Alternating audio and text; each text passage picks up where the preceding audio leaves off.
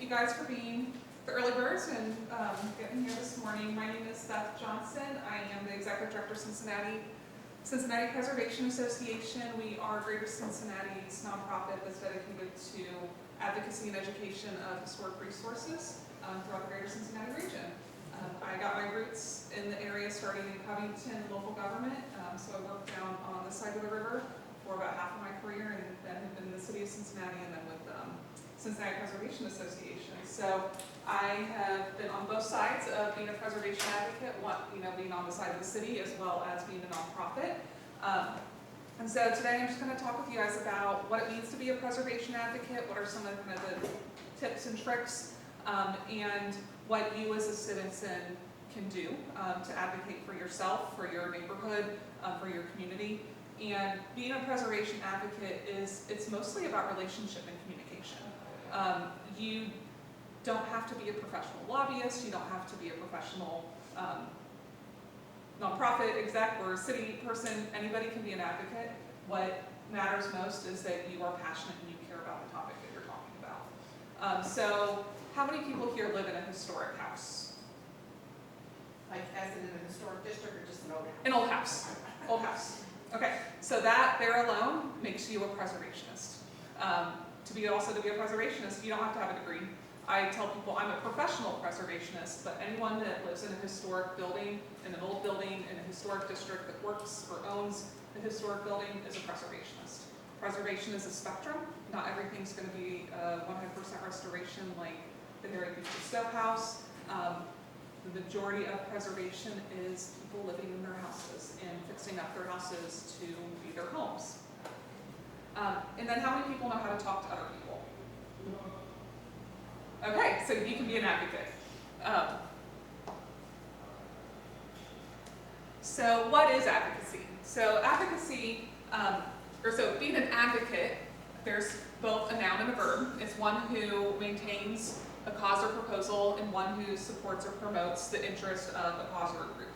Then to advocate, and it's weird, they're one of the things that's spelled the same but it's pronounced differently, is to support or argue for a cause. And then advocacy involves activities such as legislative action or supporting a cause for legislative action, and it doesn't necessarily have a specific legal meaning. And so for a lot of people, it can mean a lot of different things, and it entails a lot of different activities. So again, who can be an advocate? Anyone can be an advocate. Anyone that has a personal connection with an issue, anyone that's impacted by an issue, anyone who wants to make a difference, all of those people can be an advocate. As I said before, the most important thing about being an advocate is being able to communicate, being able to talk with people, and being able to be passionate about what you're telling, because that does make a difference. If someone goes in and is trying to talk to someone, they're just kind of like, that's not going to be convincing. And so when you are an advocate, or when you are deciding that, okay, this is a cause or this is an issue that I think needs to be addressed, these are going to be some of the basic questions that you're going to want to ask kind of as you go into the different avenues of advocacy. So first is, what is your ultimate goal? Is your ultimate goal to get the city to pass different legislation? Is your ultimate goal to say that, there's a lot of litter on your street? Is it the city just to do certain actions? Is it to help your community rally around something? So, it doesn't always have to be government related, it can be community related as well. And so basically, what is the ultimate goal? Will advocacy achieve this goal? So if, say, we'll use Buena Vista, and how many people are from Newport? So right now, the big topic in Newport is the Buena Vista Local Historic District. And the ultimate goal for that is to get legislation passed, advocating to the local government is the appropriate thing. If you try to go to the state government, that's not going to achieve your goal. So you need to know what is the avenue that you would need to achieve your goal and who are the right people. You also need to know, is there a long-term or a short-term goal? And if there are, what are those type of goals? So A long-term goal is that one that you eventually hope to obtain, but has probably a lot of different things that need to be addressed. A short-term goal would be a more immediate resolution with maybe like just a one-step answer. So if there is tons of litter on your street and it needs to be addressed, well, maybe it's rallying your neighborhood for a cleanup day. Simple goal. Good morning. What are your specific objectives? And these are expected results of individual advocacy activities needed to reach your ultimate goal. So if you have a long-term goal, what are going to be those different steps? One of the most important things is who is the decision makers? Is the decision maker a government official? Is it your neighborhood? Is it your neighborhood association?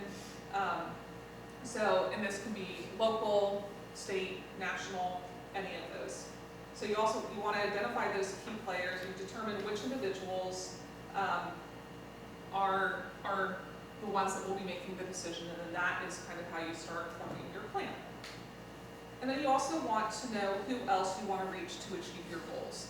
So who is the audience? So I'm going to probably use Buena Vista a lot because it's kind of a current topic and a good example of how community advocacy has worked really well. And so who is the audience? So in Buena Vista, the audience is the neighborhood, right? You want to get the neighbors, the community involved. It's not just the elected officials that will eventually pass legislation or not. It's individual homeowners. It's probably also the community at large. So there's a lot of different historic districts in Newport.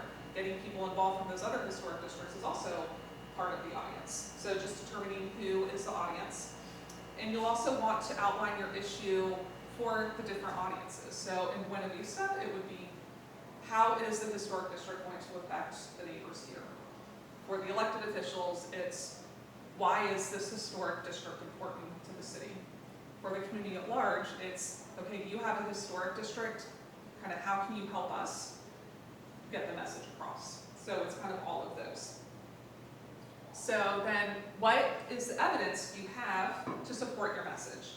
So develop a list of key facts of why this issue is important.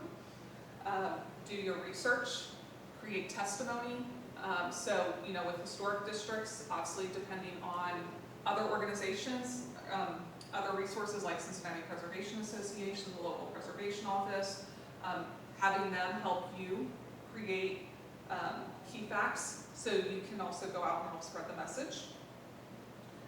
Knowing what types of messages, and this goes back to the audience, knowing what type of messages to deliver to your decision makers and also when to make those connections. So I would strongly suggest anytime you have local legislation going on that the first time you talk with an elected official is not at the meeting that they're voting at.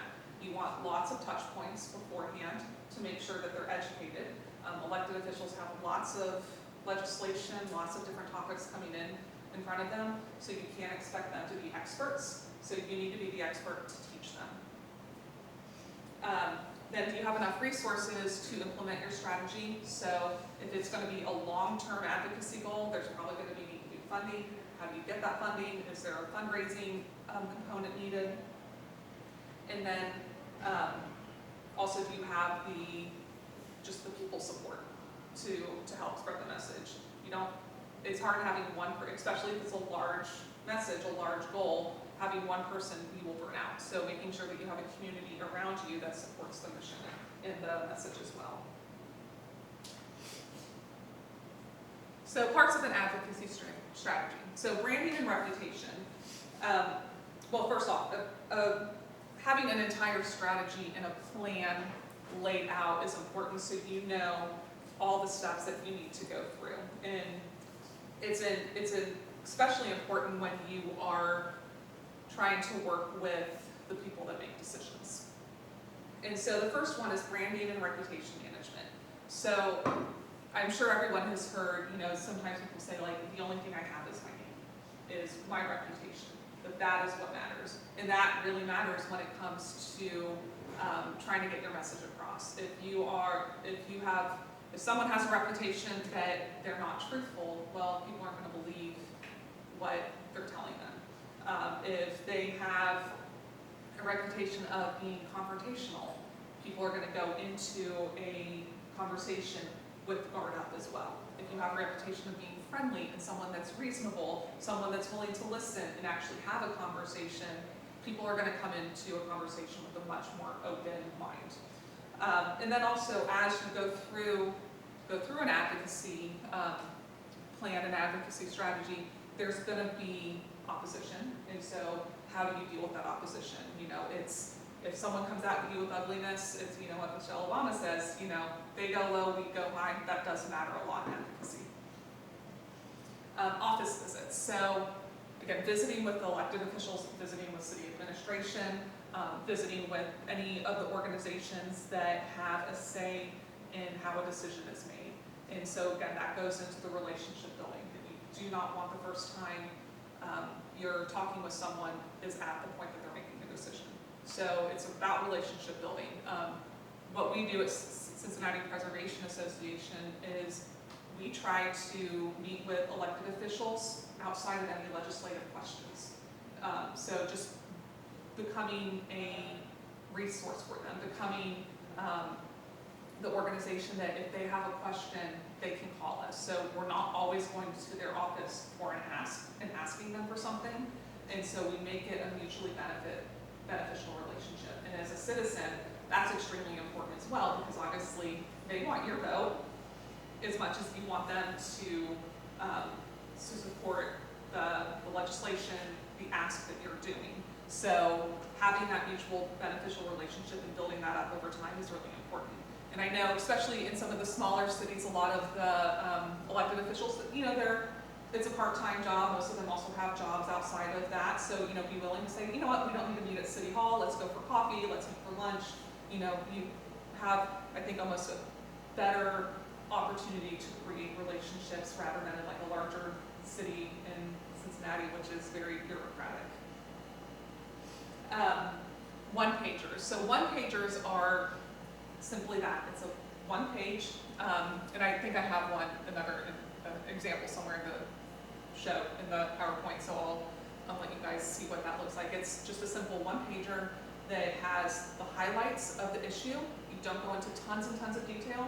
You make it graphically pleasing, and it's just a simple, almost bullet point of this is what the issue is, and then at the bottom, this is what our ask is. And so then that way, they have something easy to digest. Because if you go in there with a book of information, they're not going to read it. They don't have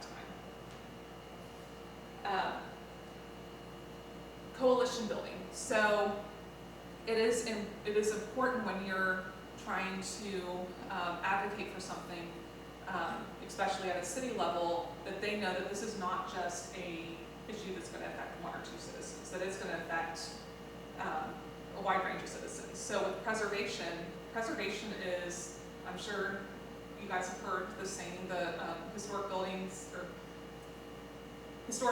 are the greenest buildings, right? So it's the ultimate form of recycling. And so, you know, talking with people that are into the environment, they make natural preservationists. People that are bike and pedestrian friendly, they like historic neighborhoods because they tend to have good, like, sidewalks and have that sort of infrastructure. They make great partners. People that are concerned with economic development, you know, Monmouth Avenue in Newport, Fairfield Avenue in Bellevue, Main Street, and Madison Avenue in Covington, all are historic areas, and people and small businesses want to go there because of the charm. Covington was actually just listed as one of the top places to live, and the title says charm, because it's charming. And so that's economic development, is using these historic buildings. And so getting people that those are those issues that matter all on board shows that it's not just a bunch of old building hunters, but that the issue reaches a wide range of people.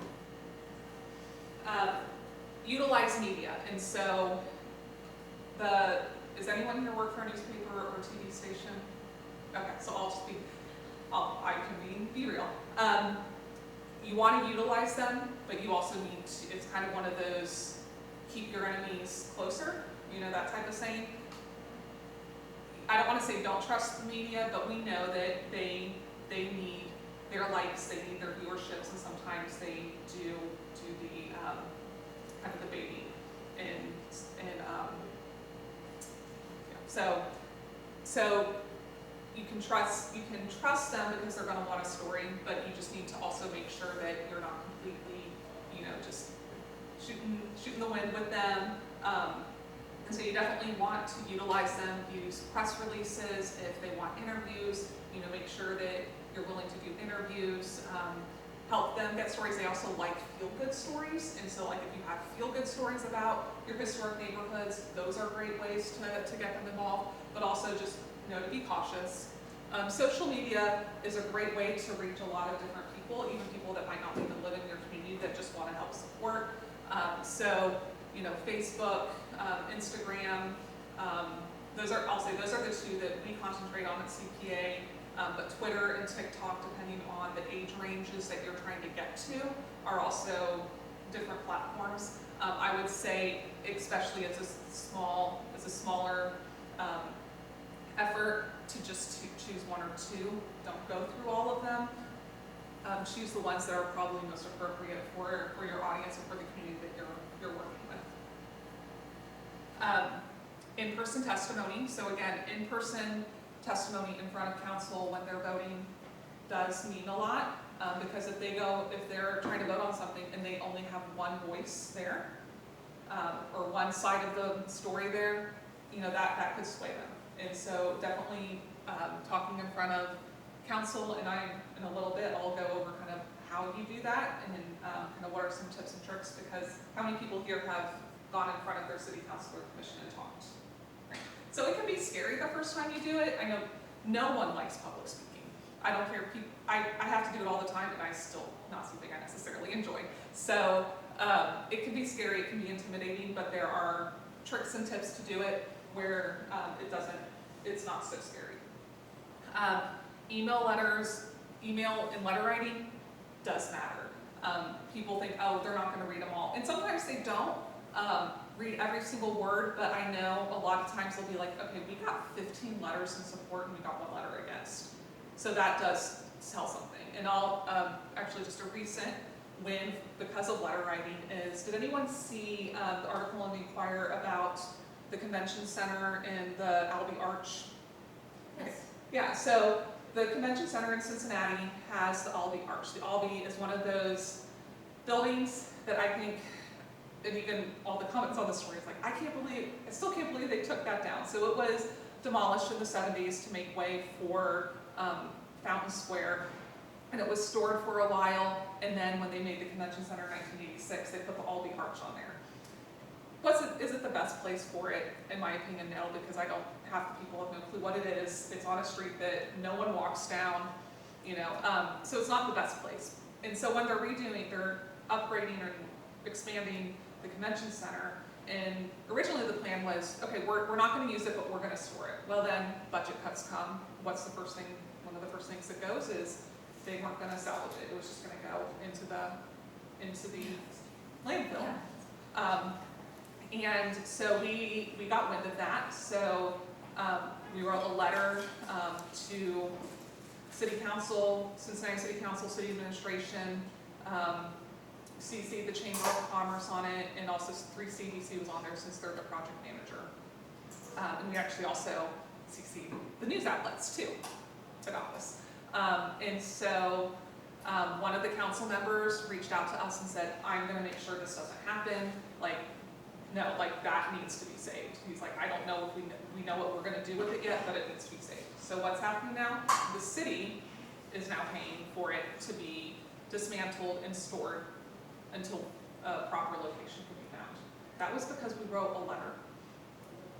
And so because they were made aware that this, because again, as all this stuff is going through, they might know all these little details of what's going on. And so just pointing that out helps that arch now get saved. So email and letters do matter.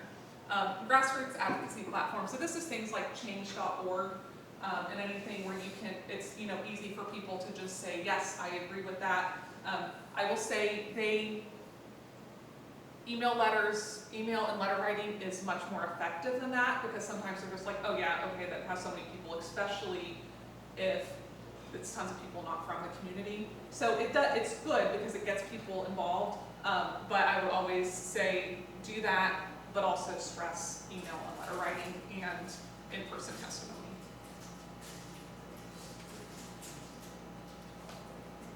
So elected officials aren't the only ones that we need to advocate to. Probably one of the more important ones in my experience is actually the community. And so community outreach and engagement, it's extremely important to the success of especially historic preservation and historic preservation legislation, because that is legislation that's going to affect property owners. It can be a very, very personal and intimate topic for people, because often the real estate that they own is their largest investment.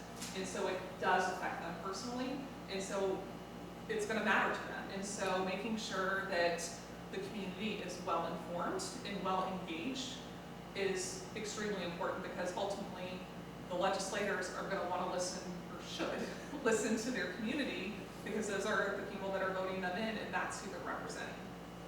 And so you want to make sure that that this is the foundation of your outreach, because also if you are like, this is something I want to do, and you go out to the community and no one is with you, then that's a time when you need to take a step back and say, wait, is this really the right way that I need to proceed? So again, it's the opportunities to educate the community and educate yourself. Also, talking to communities, talking to your neighborhood, you're going to get two sides of the story too. You're going to get people are like, but I don't like this because, or I like this because. And so, one of the biggest things within historic districts is people like, I don't want someone telling me what to do with my property, right? And so knowing what the arguments are against it then will help you know how to address those arguments. And so when people say that to me, I'm like, well, do you have zoning on your property? Like, can you put a saloon in your property right now if you live in a single family or multifamily historic or district, not even historic district? Likely no, they can't, right? So there are already restrictions on the property. The government already tells them what they can and cannot do with their property. And so, those arguments will help you know how to respond. It also helps you to get a diverse community and cast a wider net. So this goes back to that coalition building where I talked about, making sure that you have different parts of the community involved that come to the issue for different reasons.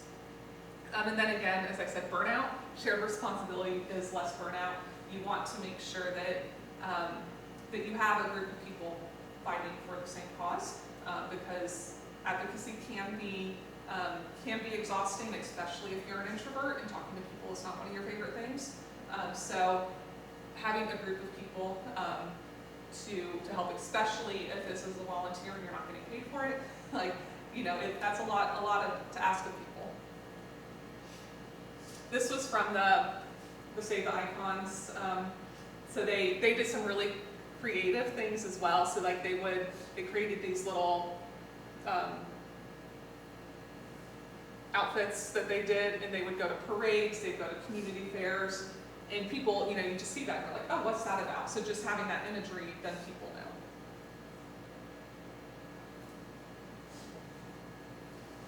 So making the case of the community. So first and foremost, know and respect your audience. People can have different opinions, and if someone has a different opinion, that's okay. And you want to be able to listen to them and take what they're saying, and then have a conversation with them. Advocacy, again, is a relationship building, and relationship is a two-way street. It's not just about talking to someone, it's also about listening to them and engaging them, hearing their concerns, and having genuine responses to them. It is important to go into conversations knowing what the negative perceptions are, to be educated on what those are, so you can also already be prepared with a response, because when you're prepared for a response, you also get less less defensive about something as well, and you're able to stay calm about that. Maintain a network of talent and insight. So again, especially as community advocates, as volunteers that are doing this work for your neighborhood, for your community, you're not expected to be an expert. So make sure you know the people that can come and help you and come help educate you, help give you the talking points. And then again, you need to make sure to control your message, that even when you have a carefully crafted message, again, people can spin things. And so just making sure that you have responses, that, crafting messages, have multiple people read messages to make sure that you're getting diverse viewpoints. That, especially if it's relating to any types of sites that have to do with underrepresented communities, making sure that those communities are reading the message and their viewpoint is being within that message as well. So that way you have the most chances of words not being taken wrong.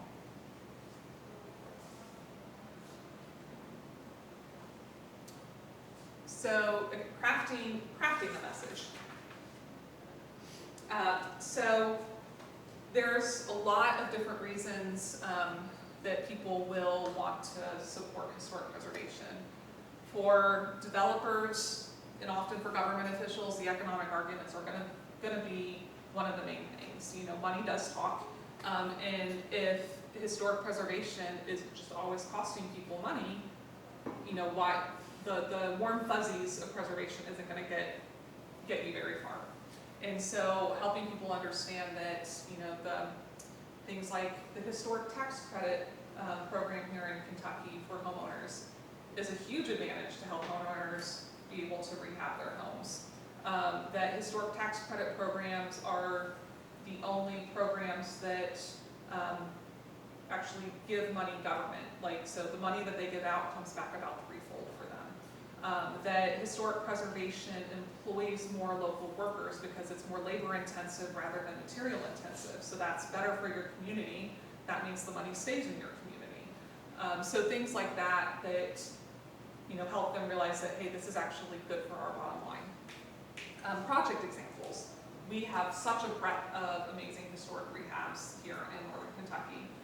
And so being able to take elected officials, take community members, take neighborhoods on tours of these buildings to talk about not just the good things, but also what were the struggles and how were we able to overcome them successfully. Having the neighborhood tours, East Row, does an amazing job of, I think they have a garden tour and a Christmas tour, right? And I know that Covington has done tours. I think the Catalytic Development Fund does this, resident. On the curve. Yeah. Those are great to get people in to say, okay, wait, this is possible. I can do this. Testimonials. Having people that have lived in historic districts or have rehabbed historic buildings and how that has affected them. I know with the Newport Buena Vista, they've had several people from other historic districts come and testify about, we have a historic district and this is what it didn't do for me. It didn't make me fix up my property. It didn't increase my property values and my taxes. So, but then, saying, but it has done this and it has done this. And so having people talk about their own experiences is really important. Because having someone that's like me, getting paid to advocate, getting paid to talk with people about it is impactful, but having your neighbors and having your community members say the message, to me, is more impactful.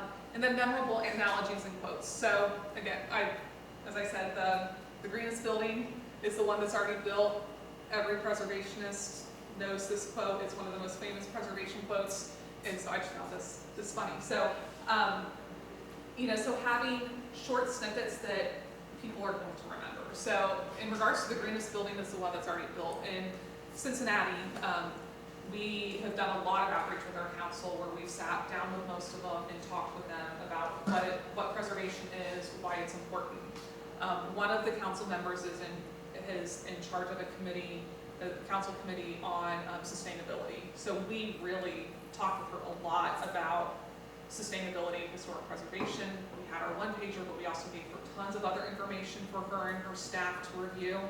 And at a recent case where they were debating a historic building and whether this developer should be allowed to, so unfortunately the building wasn't designated, but the city was still trying to figure out if they should allow him to demolish it or not.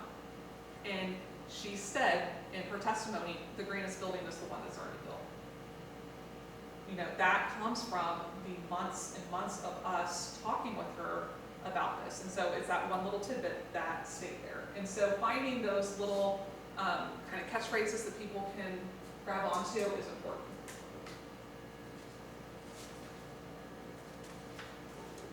Was he allowed to knock it down? Well,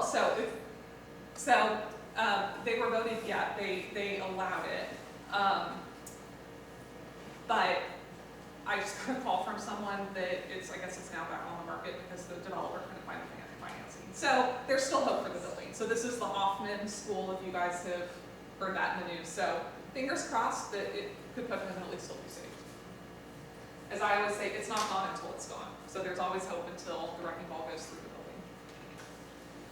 So storytelling. So this is going to be extremely important when you are doing community member to community member outreach. So this definitely helps you connect with a broader audience to build support for the preservation efforts. And storytelling is more about talking about your experience, talking about what preservation has done. And this is one of those things that this is about education. So sometimes it's not necessarily about, okay, this is our story and now we want you to do this. It's just kind of laying the groundwork and talking about different avenues or different aspects of historic preservation. So Cincinnati Preservation Association, we have a summer-fall series called Preservation in the Park. It is a simple 1-hour program at the porch in Washington Park where we have different organizations come and basically tell stories of something about whether it's about their building or about a specific event. And so this was Bill Bauman, who's on our CPA board, but also on the board of Memorial Hall, talking about the original kind of impetus for the creation of Memorial Hall, about when Lincoln's, when they took Lincoln's, well, I don't know if you know this, they took Lincoln's body around the country, and it was on display at various places, and it was on display here. And so, he was telling those stories. And was he asking, say, at the end, okay, now donate to Memorial Hall? No, but he was making them aware of Memorial Hall, and so now people are like, oh, they know the history. And so, say a capital campaign does come up, and they're like, you know what, that's a really cool history, I'm gonna give them $10, So it's laying the groundwork, just so people get to know about things. So we have an amazing, a lot of amazing historic resources here, and so to know about everything is really hard. And so just being able to tell stories to get people to know is really important. When you are telling the stories, highlighting the importance of the preservation and its benefits to the community. And so, again, that goes back to all of those arguments: sustainability, economic development, community pride is a huge one. Here in Northern Kentucky, the amount of historic resources are pretty phenomenal. And so being able to talk with people about what that history is and the fact that you can walk down the street and still see it is really important. And then again, this will inspire people to take action and preserve on their own community, because once they have an appreciation for what is around them, they're more willing to take an action. If they don't think something's important, they're not going to care. And so making sure that people understand the importance of their historic resources, their historic communities, is extremely foundational to any advocacy effort. Relevance. So you also need to make it relevant to them. If they are, say, someone that lives up in Mason in one of those cookie cutter suburban things, focusing and telling them how important Newport is that relevant to them? Probably not, right? So this is a really great example of how talking about relevance with the community has made a difference. So how many people know about Green Hills? so Green Hills is a National Historic Landmark community. In the 1930s, there were a series, it was a government-built town. There was a series of what they call the Greenbelt communities. And so it was a federal government program trying to create equitable communities that were designed well, that were surrounded by greenery. Winton Woods was the actual original greenbelt for the community. And there were only about 4 or 5, I think, built throughout the United States, and Green Hills was one of them. And so it is a great community, has lots of amazing history. And so there were a group of residents that worked to get it listed on the National Register and then as a National Historic Landmark community. However, it was, they were starting to demolish a lot of stuff just because the buildings weren't being maintained, and for them that was easier. Because if you're on the National Register or even a National Historic Landmark, that does not prevent people from demolishing buildings. Well, so a couple of years ago, we had a National Preservation Conference here where we had about 1,000 historic preservations from all over the country here in Cincinnati. And one of the tours we did was our landmark towns of Mariemont, Glendale, and Green Hills. And so we talked with the city, and we're like, hey, we're gonna do this community. We'd love for someone from the city to come on the bus with us and talk about Green Hills. And so we had the city administrator as well as a preservation consultant by the name of Beth Sullenberger, who actually wrote the nomination on the tour talking about Green Hills. And the city administrator, after that, she had a meeting with Beth Sullenberger and myself saying, I didn't know about all this. And she's like, this is really cool. She's like, what do we need to do to make sure that we save this stuff? And so we worked with them, and just last year, they passed historic district legislation to preserve their community. And so that, we showed them that it's relevant to you, and also the entire nation thinks this is really cool. And so making that relevant caused action. So stakeholders, you need to know who in the community story needs to be told. You need to be able to connect with the whole community. The Harriet Beecher Stowe is an amazing example of this, and I hope will become a national model for how you can tell a story. So, and if you don't know about the Harriet Beecher Stowe story and what they've been doing with their restoration work at, I think after lunch is the preservation through it's the Black History one, I forget exactly what the title is, but they're going to be talking about preservation of Black history, and they have an amazing story to tell. And so the short run of it, the Harriet Beecher Stowe House, we all know it because of Harriet Beecher Stowe, who wrote Uncle Tom's Cabin. And so that is why it has historically been known and historically been important. However, in the 1940s, it was also a Green Book site. Do you guys know what Green Book sites are? So during the era of Jim Crow, it was unfortunately unsafe for people of color, for Black people to travel. Mostly in the southern states, but also up north as well. They weren't necessarily allowed at the same hotels, allowed at the same restaurants as white people. And so they would create a travel book that was literally green, and in there it would have what were the safe hotels, what were the safe restaurants, what were the safe places as you were traveling. And there's actually a movie that was maybe 5-6 years ago called The Green Book that talks about one man's experience with this. And so Walnut Hills up in Cincinnati was a safe place for the Black community. It was one of the centers of the Black culture in Cincinnati, and still is to this day. And so as they were uncovering this history, they're like, this story needs to be told as well. Yes, the Harriet Beecher Stowe House is important because of Harriet Beecher Stowe, but it's also extremely important because of this history connected with the Green Book site. So they've been undergoing a huge restoration, taking the house back to, it had been the front had kind of been muddled a little bit over time, and so they have taken it back to the original federal style of the building. However, on the back, so the original building was just here, and then you can kind of see this back here, and it's hard to tell from this picture, but this is yellow, and this is kind of a grayish color. And so that back portion was actually added and used during, used during the Green Book era. So what they're doing is they're telling the story of Harry Beecher Stowe in the front, and they've restored it to the period of Harry Beecher Stowe.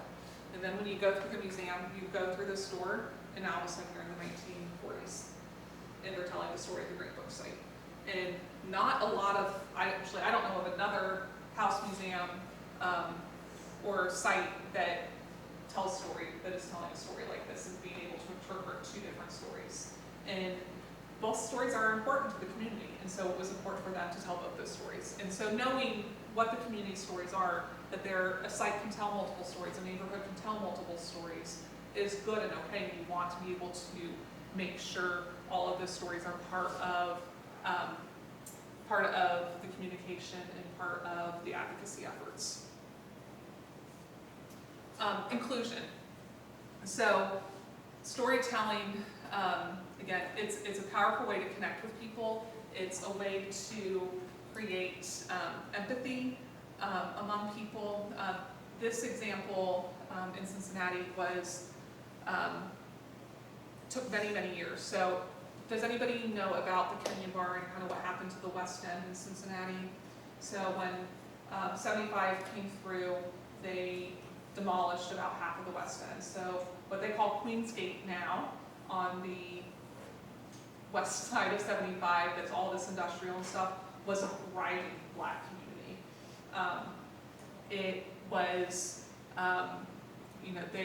they had successful businesses, they had schools, they had churches. It was basically what is over the Rhine, like that type of density was there as well.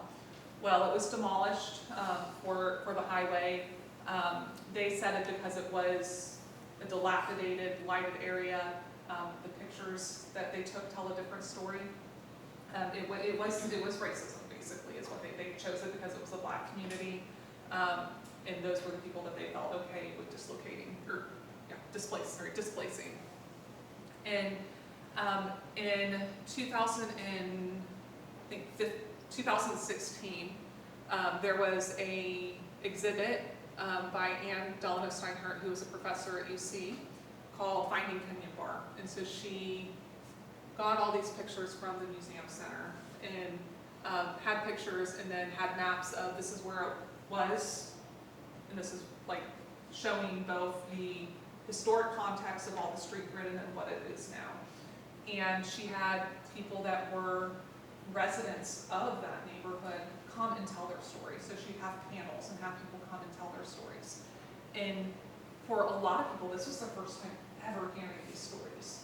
And after one of the panels, I remember standing outside and just kind of overhearing people talk, and people are like, how did I not know this? I've lived in Cincinnati my whole life and no one has ever talked about this history. And people are like, has the government ever apologized? Like, this was wrong. Had the city ever apologized? No. They're like, a lot of politicians, a lot of elected officials like, oh, well, that was before me, so it wasn't my fault. It wasn't my fault. While they were maybe not the one that was the decision maker at that time, the institution of the government was still the one that did that. And so finally, after 70 years, I guess now, they've apologized. It took 70 years for them to apologize. But telling that story, again, caused action. We're still waiting for more action to happen because they've promised reconciliation. Has that quite happened? No. But we're still working on that. We're still having people tell their stories. The library is right now doing a lot of oral history to capture those stories because, again, a lot of the people that were part of that neighborhood, they are aging and dying off, and so making sure that we have those stories told and captured so we can continue to get action is going to be really important. Other types of storytelling examples, and so the internet is a wonderful thing and can reach a wide variety of audiences. And one thing that is is really great is that you can do podcasts and videos and put them on the internet. How many people here listen to podcasts? Right, so it's one of my favorite things now to do because it's like I can go in the car and go to work and have a podcast and learn something new. And so it's been a great way for people, again, to tell stories and to get it to a wide audience. It's a way for hosting podcasts or hosting a storytelling event is where community members can share their own stories. I know the libraries do this a lot. Creating walking tours to highlight the community is an easy way. You can put them on the internet. You can also still put them in hard copy. Developing websites and social media campaigns that tell stories is another way.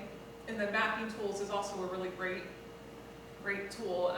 CPA has a website called Cincinnati Sites and Stories, where it is connecting stories to sites. The main goal and the main thrust of this is for underrepresented communities. So we have Black sites, sites related to women's history, Jewish history, and we're actually right now working on some Indigenous history as well to put on there. So we do still have traditional white history on here as well, but our thrust has been making sure that those stories are told because they have historically not been told.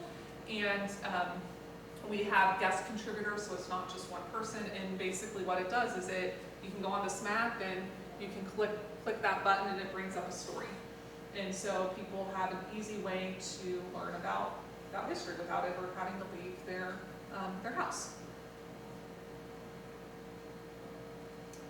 So then the question is, so what do you do when a place is gone? Do you guys know these? So that's the Aldi, which I've already talked about. Do you guys know what this is? The original library. Yeah.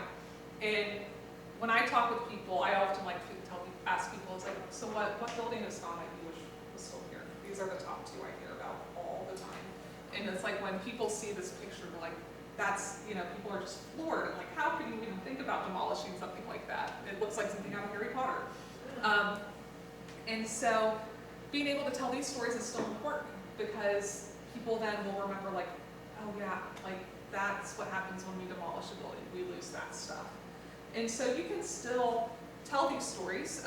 There's a website called Cincinnati Nostalgia that posts all these pictures, and seeing the comments on there is great. And people are like, oh, yeah, we should do this. All of the stuff about Coney and everyone sharing the pictures of Coney. People are like, what, this should not have happened, right? So that, but then there's also, even then once it's gone, using those heartstrings to make sure that then people take action. But otherwise, these stories are still important still need to be told. And so we do have historic markers. You guys all know what a historic marker looks like, right? Yeah. So historic markers are a really great tool to be used to continue to tell the story when properties are gone. But then you also want to be able to think outside the box when you're doing advocacy and telling stories. So this is a really neat story. So this is Frederick Douglass, and this is up in, I want to say, Buffalo.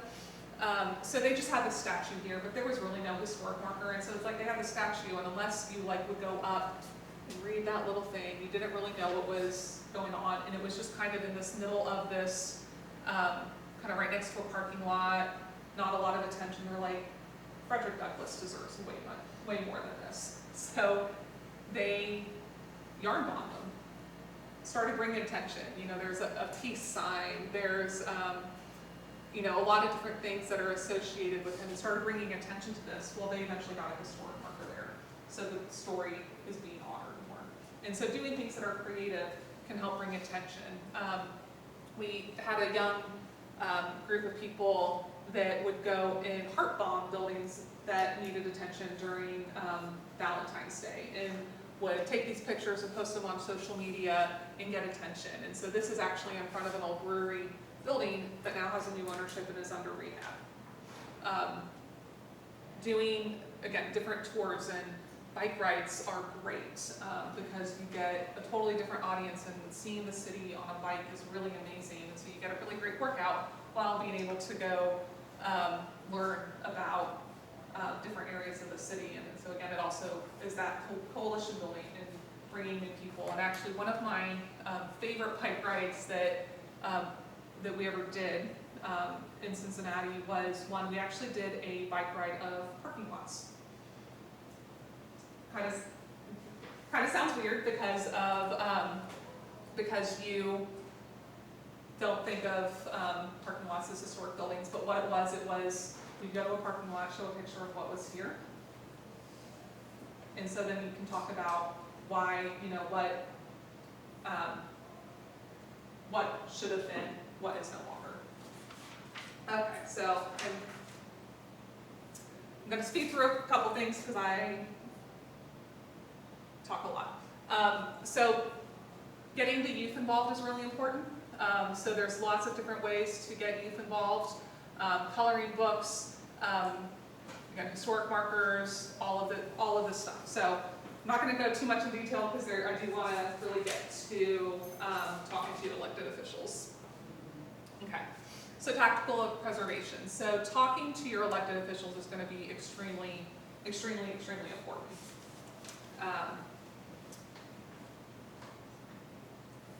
So this is an example of that one pager that I mentioned before. So with your elected officials, you want to know what their background is. You want to know what issues are important to them. If they are someone that, again, like I said with the city of Cincinnati, if they are someone where sustainability is really important to them, you'll want to talk with them about sustainability. If economic development is important, focus on economic development. So know what matters to them, which often then is what committees they're on. Do they have a stance on preservation? In city council, we have one person says, I could care less if the building is demolished. Are we going to spend the effort going and talking to him? No. So know where it's important to spend your time. And then also, again, know what other issues they support so you can connect those issues.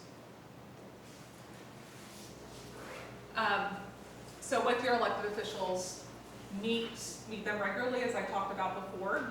Make sure that your first time in front of them isn't in front of the council. Communicate on multiple channels: call, email, in person. All of those are important. Educate them, and so you don't necessarily always want your first meeting to be the ask. So that's where the multiple meetings come in. So educate, and then make the ask. And then once they do something positive for your movement, for your ask, write them a thank you note, publicly thank them. They love public recognition, so put that on websites, on your social media, on any press releases. I want to say, this does work. I am an elected official. Okay, yeah. And having that personal Mm-hmm. and actually getting them one-on-ones that you can be honest, they can be honest about their challenges within their council. Be like, okay, yeah, I have one vote and the 5 of them are against this right now, so I need to market this through council, and it's going to take a long time. Yeah. So, so like setting these expectations and as if you're somebody from the community, hearing that and helping to pump that through and being part of that. It's important. Yeah. Thank you. That's great to hear. So when you are advocating at local meetings, know the process, know when you're allowed to speak and what you can speak about. If the issue is about a historic issue and it's about a historic district which just affects the aesthetics, don't come up and talk about the type of use that's allowed, because that doesn't contribute to that conversation. Again, research and be prepared. Know your topic, know what you're talking about. We talked about building the coalition, contacting the board members. Often at public meetings, sometimes you'll have a limited amount of time to speak. So sometimes it's 2 to 3 minutes. Practice your speech. Make sure you're within the time limit. So you'll want to be concise. Don't be overly wordy. Use clear language. Don't use too many technical terms. Do it so it's easily digestible. Visuals are always really great. Again, be respectful. Don't get argumentative, especially at a community council meeting, especially if it's being televised. Don't be argumentative. Again, timing is key. Follow up afterwards. So, again, testifying in front of community council shouldn't be your last touch point with them. So follow up if they voted for it. Follow up, say thank you. And again, continue to stay informed. continue to be informed throughout the process. And I would like to add, so when she talks about clear and concise messaging, stay with the facts. And if you have any emotional bullet point that you want to make it the last one. Great point. Yeah. You know, give them all the facts, so they're writing down, you give them their maps, and then if it's something that's really stabbing you in the heart, that you need to make an emotional plea, make that your last point, make it quick, thank them, and, you know. And when you present, I don't say don't be void of emotion. Yeah, Be passionate, but be business, yes. be business. Yeah. So again, these are all of the, again, things, simplify terms. In the government, they like to use acronyms a lot. Don't always use acronyms. Acronyms like in the preservation world, SHPO is a thing that we say a lot. People know what that usually means. Say Historic Preservation Office. So make sure you use simplified terms. Again, be accurate and factual. Don't make up facts. People will fact check you. You know, I think I've talked about all of these already. Sorry, I'm going so fast now. Again, I've talked about communicating with the media. Again, be proactive. You know, press releases are good. TV news, it is good. When you are talking with a news person, you know, you can be very clear saying this is not on the record, and if it is unethical for them to report that. So make sure you know when you are on the record and when you're off the record. I always like, if I'm being interviewed, can I have the questions beforehand so I'm not caught off guard? Sometimes they'll do that, sometimes they won't, but I'd say most times they're usually pretty good about that. We talked about social media, so it's great to provide information. It can help create dialogue because people can comment. It's a great way to see what people's comments are, so you know both the negative and the positive without necessarily having to have in-person events. Again, only post relevant content, so you don't want to dilute your message. And so if your topic is about historic preservation, post about things relevant to historic preservation. We all love cats, but don't start posting cat videos that aren't related to historic preservation. If they're related to historic preservation, like cats with brutalism, if you don't know that, social media, look them up. It's funny, it's basically a bunch of brutalist buildings with cats on them. That's relevant, but just like a cat video of a cat chasing a bird isn't relevant, you know? So make sure that what you're posting is relevant. Okay, and I think, yes. So sorry, I went through really fast with the last one. And I know that like talking to elected officials is one of the most important parts about advocacy.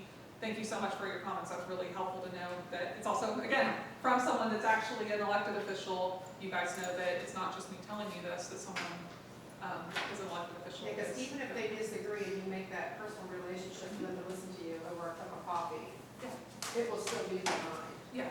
You know, even if they're not on board on it. Yeah. And again, those little seeds, you plant one seed and you might not see a direct result right away, but those seeds get planted. Like from when I talked about the councilwoman in Cincinnati where we talked about sustainability, that was 2022 when we started having those meetings, and that tidbit that she said was like a month ago. So it took almost 2 years, but those seeds matter, those interactions matter.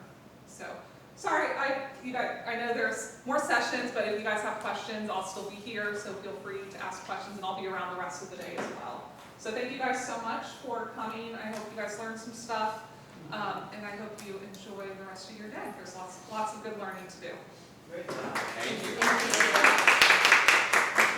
Thank you.